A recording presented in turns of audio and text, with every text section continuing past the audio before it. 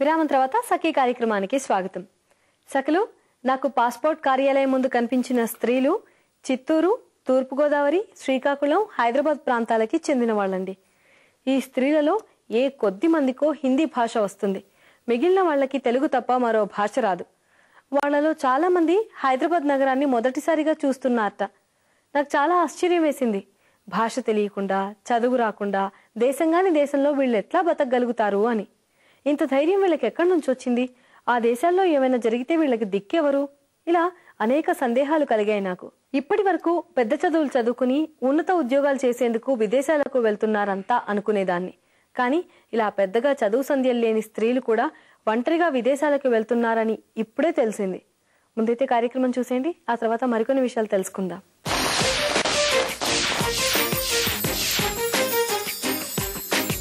నమస్కారం. Smart living కార్యక్రమానికి స్వాగతం.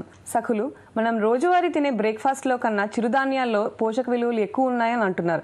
అవేంటో తెలుసుకోవడానికి మనం ఇవాళ ఆహార పోషణ విభాగం గృహ విజ్ఞాన కళాశాలలో ఉన్న ప్రొఫెసర్ ఉమాదేవి గారిని కలవడానికి వచ్చాం. నమస్తే మ్యామ్. నమస్తే. ఇప్పుడు మనం బ్రేక్ఫాస్ట్ అంటే ఇడ్లీ, దోశ, సాంబార్ అలా అన్ని చూసుకుంటుంటాం. దానికన్నా చిరుధాన్యాల వల్ల బోల్డ్ ఉపయోగాలు ఉంటాయి అంటున్నారు. వాటి వల్ల మనకి ఏం ఎక్కువ ఉపయోగాలు ఉంటాయి? చిరుధాన్యాలు ఇప్పుడు కొత్తగా వచ్చినాయి కాదు, పురాతన కాలం నుంచి కూడా చిరుధాన్యాలకి చాలా ప్రాముఖ్యత ఉంది. ఆ రోజుల్లో బియ్యం, గోధుమలు వాటిలన్నిటికంటే కూడా చిరుధాన్యాలే ఎక్కువగా వాడేవారు అనమాట. కానీ మనం ఈ గత 30-40 సంవత్సరాలుగా ఆధునిక జీవనశైలికి అలవాటు పడి స్లోగా వాటిని మర్చిపోవటం, వాటి వాడకం తగ్గించేయటం, దానివల్ల రైతులు కూడా దాన్ని పండించకపోవటం జరుగుతూ వస్తుంది అనమాట.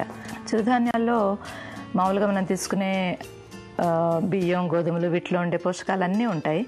ఇంకా చెప్పాలంటే వాటికంటే ఇంకొంచెం ఎక్కువగానే ఉంటాయి అన్నమాట.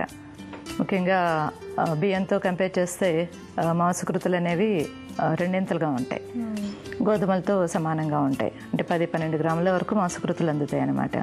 అంతేకాకుండా వేరే ఖనిజ లవణాలే కానీ అంటే ఇనుము, కాల్షియం అవి ఎక్కువగా ఉంటాయి. తర్వాత బి విటమిన్స్ మనం అంత పాలిష్ పెట్టడం, తర్వాత గోధుమ పిండిని కూడా జల్లించి వాడుకోవటం, లేదా మైదా పిండి తోటి రొట్టెలు కానీ పూరీలు చేసుకోవటం అలాంటివన్నీ చూస్తున్నాం.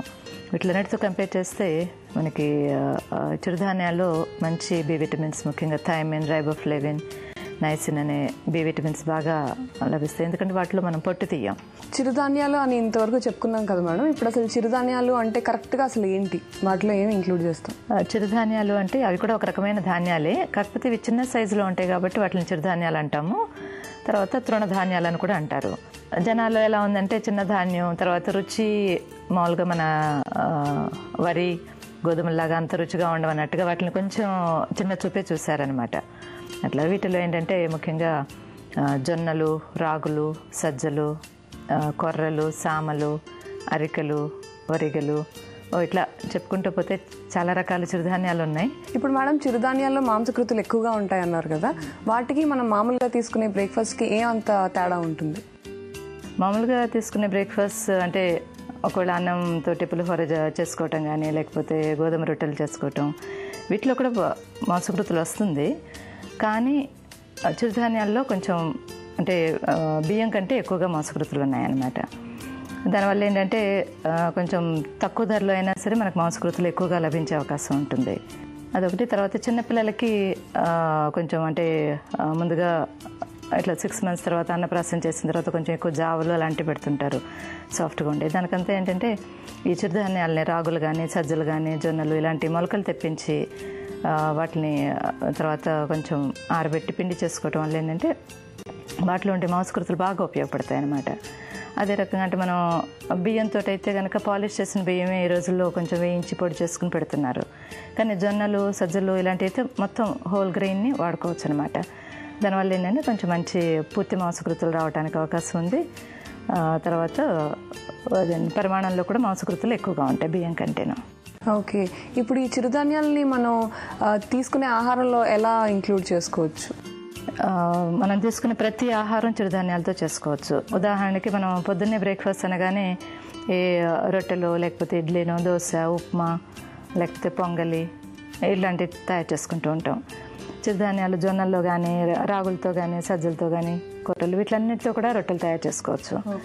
అలాగే వేరే ఆకుకూర అలాంటివి కలుపుకొని ఒక మెస్సీ రోటీ లాగా తయారు చేసుకోవచ్చు.